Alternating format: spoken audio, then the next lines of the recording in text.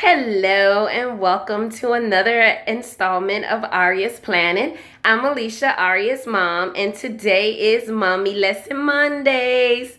Today's lesson is on picky eaters. 3 tips for your picky eater is definitely number 1 is to research a feeding therapist and take your child to a feeding therapist. It will definitely help. We took Aria to a feeding therapist, and the therapist was able to provide us with some tips on how to properly feed Aria, also on how to massage her cheeks and her jaws, the correct way to hold a spoon. There was a little finger thing that you can put on your finger to massage her jaws. All of those techniques, when reinforced, helped a lot.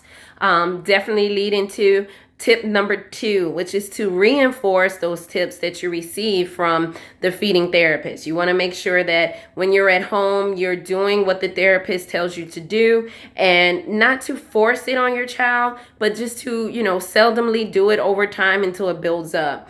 The last tip is to know the go-to foods for your child. So when Aria did begin to eat, her go-to foods were oatmeal, yogurt, mashed potatoes.